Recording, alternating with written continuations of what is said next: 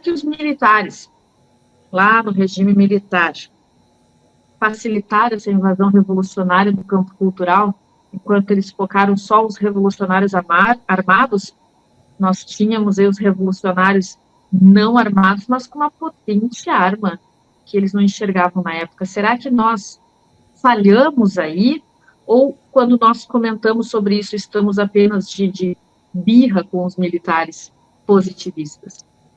Eu sei que muito da sua audiência e muito da direita brasileira gosta dos militares, tenho respeito pela instituição militar brasileira, né?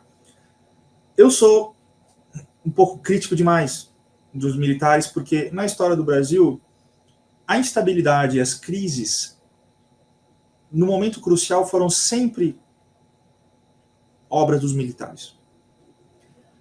Os militares, onde se criou a primeira ideologia revolucionária que jogou o Brasil para o atraso na sua história? No seio militar, o positivismo. Foram os militares que trouxeram essa nauseabunda ideologia que nem a França estava aceitando mais na época para cá, como uma grande novidade. E derrubaram a monarquia, que era, apesar de tudo, estável e conseguia ter estabilidade no Brasil. Eles derrubaram para uma nova aventura revolucionária positivista republicana.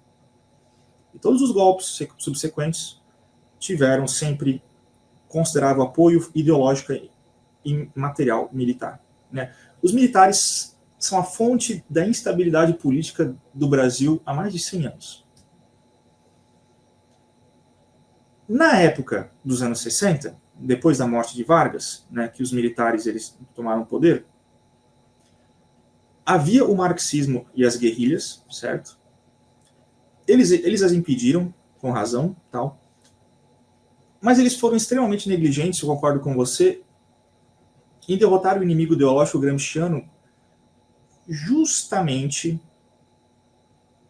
porque eles não queriam problema com a classe intelectual e jornalística brasileira. Não era incomum você ver que não havia essa censura draconiana, né, no nosso regime militar. As pessoas, nos jornais, muitas vezes, podiam ser de esquerda, críticos do sistema, até certa medida, de maneira bem impressionante para um período de ditadura militar. Por que isso?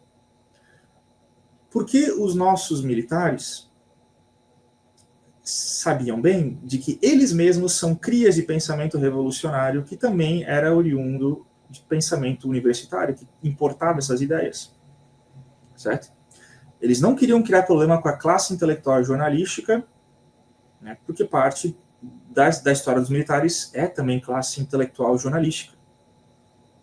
Eles são parte dessa cria que se instalou no Brasil. Certo? Os marxistas trouxeram ideias revolucionárias, marxistas, não sei o quê? Sim, também. Assim como os militares trouxeram uma grande porcaria que é o positivismo para o Brasil. E atrasou a gente, até hoje. Então os militares, eles não apenas são culpados de serem o pivô da instabilidade política no Brasil há mais de 100 anos, como também no momento crucial eles vacilaram em fazer a única coisa que eles podiam ter feito de realmente decente para esse Brasil nos últimos 60 anos, que era impedir a influência, né, filocomunista nas universidades. Eles falharam com o Brasil várias vezes. Eu não tenho nenhum pendor a apreciar nossa força militar, porque eu sei bem que eles são força revolucionária disruptiva no Brasil, sempre foram, e de que eles impediram a pior força de destruição da moral brasileira no Brasil nos últimos 60 anos. Enquanto eles colocavam a educação moral e cívica na escola primária, para as crianças que não entendiam nada do que isso significava, só faziam um gesto da bandeira, eles deixavam lá um bando de comunista, né, fazer o que quisesse nas universidades. Para mim, isso é um grande crime. E eles têm muito ainda de que, né, pagar para o Brasil ainda, de indenização sobre isso. Além do fato de que eles têm grandes mordomias ainda, né? Então, essa é a minha opinião, Karina.